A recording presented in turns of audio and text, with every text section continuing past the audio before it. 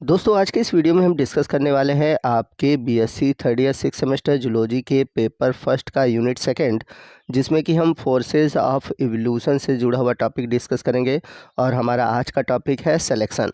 तो आज के इस वीडियो में हम जानेंगे कि नेचुरल सिलेक्शन होते क्या है और नेचुरल सिलेक्शन कितने टाइप्स के होते हैं। तो नेचुरल सिलेक्शन ज़्यादा इम्पॉर्टेंट है और ख़ासकर इसके जो टाइप्स है वो मोस्ट इम्पॉर्टेंट है। तो इस टॉपिक को हम डिटेल से डिस्कस करेंगे, इसलिए मैंने इस दो टॉपिक को दो पार्ट में बांटा हुआ। ये हमारा आज का पहला पार्ट है।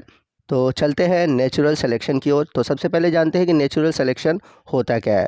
Increase in the best adapted traits of an organism as a compare to the less adaptive traits to the environment is called natural selection. कहने का मतलब ये है कि इन्वायरमेंट द्वारा जो बेस्ट एडाप्टिव ट्रेड्स होते हैं, यानी कि जो अच्छे नस्ल होती हैं, वो क्या करती हैं कि इन्वायरमेंट में जीवित रहती हैं।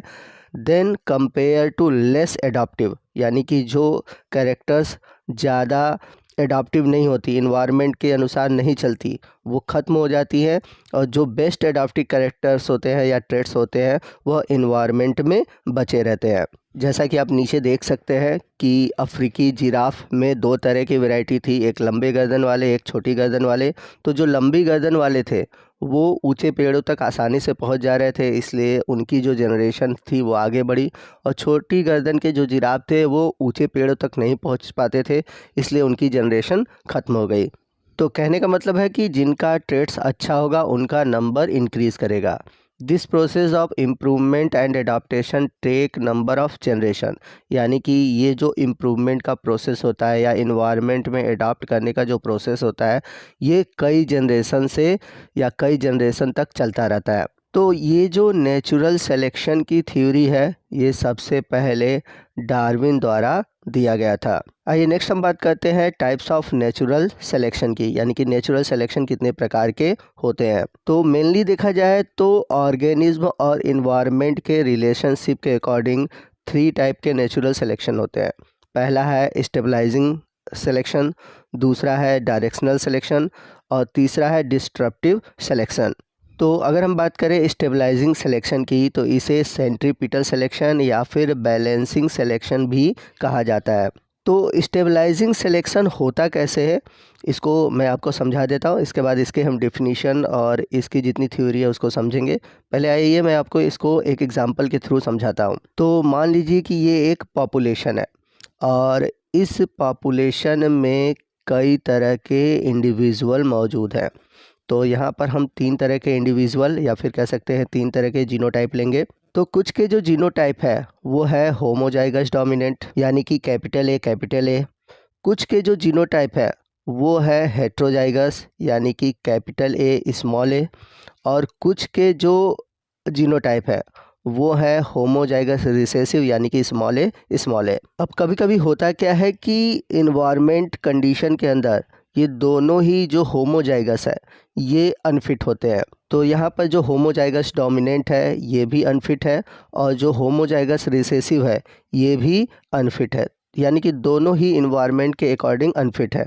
लेकिन जो हेट्रोजाइगस है यह इन्वायरमेंट के अकॉर्डिंग फिट है। तो नेचर क्या करेगी, इस हेट्रोजाइगोट को सेलेक्ट करेगी और ये जो दोनों होमोजाइगस है ये दोनों ही एलिमिनेट हो जाते हैं। कैपिटल ए और स्मॉल ए ये इन्वायरमेंट द्वारा एलिमिनेट किए जाते हैं, यानी कि निकाल दिए जाते हैं। तो यहाँ पर मैंने आपको जो सिचुएशन बताया हुआ है इसके अकॉर्डिंग जो हेट्रोजाइगस है ये बेटर है, यानी कि एक प्रकार से ये ओवर डोमिनेंस है। तो ओवर डोमिनेंस क्या होता है, जब यह क्या होता है कि हेट्रोजाइगस होमोजाइगस दोनों होमोजाइगस से क्या हो बेटर हो, तो उसे हम बोलते हैं ओवर डोमिनेंस। अब आइए इस कंडीशन के अकॉर्डिंग हम एग्जाम्पल को समझते हैं। तो यहाँ हम बात करते हैं साउथ अफ्रीकन पीपल्स की, यानी कि साउथ अफ्रीकन पॉपुलेशन की।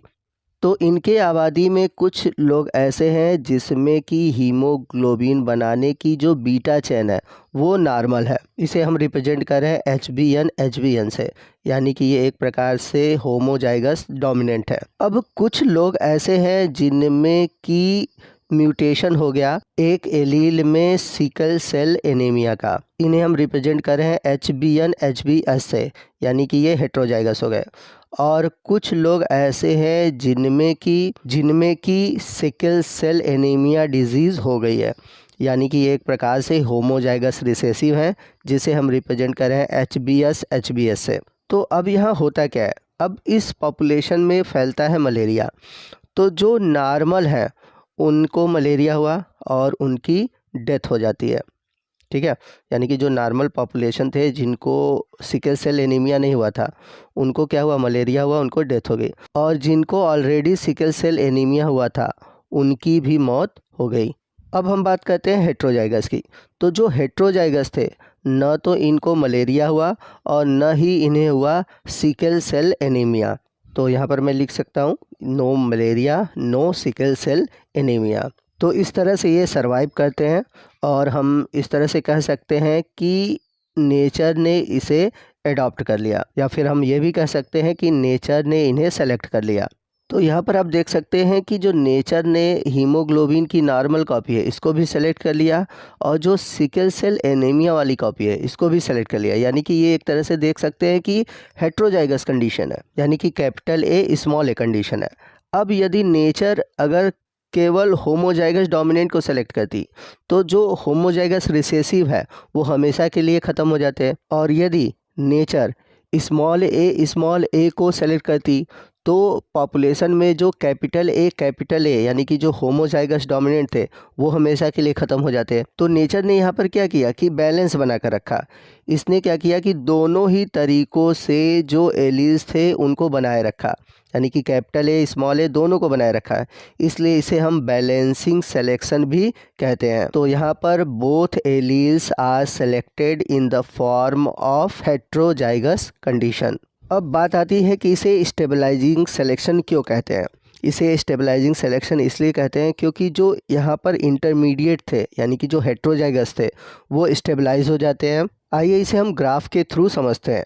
तो जब आप किसी पॉपुलेशन में इंटरमीडिएट को देखेंगे तो उसका जो नंबर होता है हमेशा मैक्सिमम होता है। तो कैसे मैक्सिमम होता है समझते हैं। तो यहाँ पर हम ग्राफ में ले लेते हैं फ्रीक्वेंसी। तो फ्रीक्वेंसी का मतलब यहाँ पर है नंबर ऑफ़ इंडिविजुअल, और नीचे की ओर हम ले लेते हैं इंडिविजुअल, होमोजाइगस, हेट्रोजाइगस और होमोजाइगस रिसेसिव। तो स्टार्टिंग में आप देखेंगे तो जो होमोजाइगस है और जो हेट्रोजाइगस है, और दोनों ही बने रहते हैं, यानी कि हेट्रोजाइगस तो ज़्यादा होता है लेकिन होमोजाइगस जो डोमिनेंट है और रिसेसिव है दोनों ही बने रहते हैं। लेकिन हेट्रोजाइगस का जो नंबर होता है वो ज़्यादा होता है इन दोनों के कंपेयर में। लेकिन जैसे जैसे समय बीतता है, ठीक है, तो जो नेचर क्या कहता है कि जो हेट्रोजाइगस कंडीशन है उसको ज़्यादा सेलेक्ट करता है, और जो होमोजाइगस डोमिनेंट और रिसेसिव है उनको सेलेक्ट नहीं करता। तो इस वजह से ये जो मूवमेंट है वो सेंटर की ओर शिफ्ट होता है, यानी कि केवल हेट्रोजाइगस बचे रहते हैं और जो होमोजाइगस डोमिनेंट है वो रिसेसिव है वो ख़त्म हो जाते हैं। तो ये जो मूवमेंट है ये सेंटर की ओर शिफ्ट होता है, इसलिए इसको हम बोलते हैं सेंट्रीपिटल सिलेक्शन। और ये जो हेट्रोजाइगस है अंत में केवल यही बचता है, यही स्टेबलाइज रहता है, इसलिए इसको हम बोलते हैं स्टेबलाइजिंग सिलेक्शन। अब इसे हम थ्योरेटिकली कैसे लिखेंगे। तो हमारे पास 3 जीनोटाइप हैं, कैपिटल ए स्मॉल ए और स्मॉल ए। अब इन तीनों में किसकी फिटनेस सबसे ज़्यादा है। तो जो कैपिटल ए स्मॉल है वो स्मॉल ए से ज़्यादा फिट है, ठीक है। और वहीं अगर हम कंपेयर करें कैपिटल ए से, तो कैपिटल ए से भी ज़्यादा इनकी फिटनेस है। तो आपको लिखना कैसे है आइए समझते हैं। It is based upon the concept of over dominance, यानी कि ये ओवर डोमिनेंस के कंसेप्ट पर आधारित है।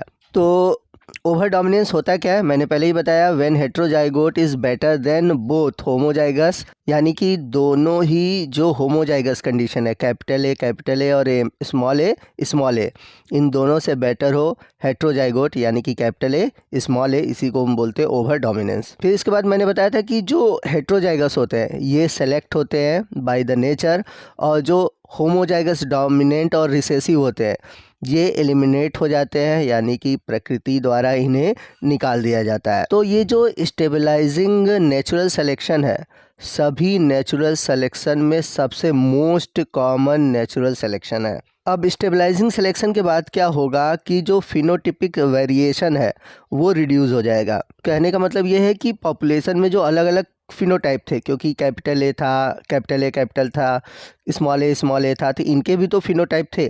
तो जब ये ख़त्म हो गए तो बस तो गया केवल कैपिटल ए स्मॉल ए, यानी कि केवल एक ही तरह का जो फिनोटाइप वेरिएशन था वही बचा, बाकी सब फिनोटाइप वेरिएशन ख़त्म हो गए। इसलिए यहाँ पे लिख रहा है कि स्टेबलाइजिंग सिलेक्शन के बाद जो फिनोटाइपिक वेरिएशन होते हैं वो रिड्यूस हो जाते हैं। आगे अगर हम बात करें, stabilising selection commonly uses negative selection to select against the extreme value of the characters. कहने का मतलब है कि जो स्टेबलाइजिंग सिलेक्शन है इसे हम निगेटिव सिलेक्शन भी कहते हैं। अब निगेटिव सिलेक्शन क्यों कहते हैं? निगेटिव सिलेक्शन इसलिए कहा जाता है क्योंकि यहाँ पर आपने देखा कि जो होमोजाइगस कंडीशन थे, जो डोमिनेंट होमोजाइगस और रिसेसिव होमोजाइगस थे, उन्हें प्रकृति द्वारा क्या किया गया था? एलिमिनेट कर दिया गया था, हटा दिया गया था। जैसा कि साउथ अफ्रीकन पॉपुलेशन में आपने देखा कि जो नॉर्मल हीमोग्लोबिन है, ये देखा जाए तो सबसे अच्छा पॉपुलेशन है, लेकिन जो नेचर था इसने इसे क्या किया था? रिजेक्ट कर दिया था और सेलेक्ट क्या किया था? इससे थोड़ा ख़राब, यानी कि उसमें आपने नॉर्मल और जो सिकल सेल दोनों ही वेरिएशन देख रहे थे। तो यहाँ पर नेचर ने क्या किया? निगेटिव सिलेक्शन किया। और लास्ट पॉइंट है, stabilising selections causes the narrowing the phenotype seen in a population. तो जैसा कि मैंने पीछे आपको ग्राफ में बताया था कि स्टार्टिंग में जो था, जो इंटरमीडिएट थे, उनकी पॉपुलेशन दोनों के कंपेयर में ज़्यादा थी, लेकिन जैसे जैसे नेचुरल सिलेक्शन हुआ तो जो हेट्रोजाइगस थे, यानी कि जो इंटरमीडिएट थे, इनमें वृद्धि हुई। बाकी दोनों जो होमोजाइगस थे वो ख़त्म हो गए। इस तरह से जो हेट्रोजाइगस का फिनोटाइप था केवल वही पॉपुलेशन में दिखा, इसलिए यहाँ पर जो सिलेक्शन था वो नैरोइंग हो गया, यानी कि हेट्रोजाइगस का जो पॉपुलेशन है वो बढ़ गया। तो ये था स्टेबलाइजिंग नेचुरल सिलेक्शन। बाकी दो और सिलेक्शन है जिन्हें हम दूसरे पार्ट यानी कि सेकंड पार्ट में डिस्कस करेंगे। तो आपको आज का ये वीडियो कैसा लगा?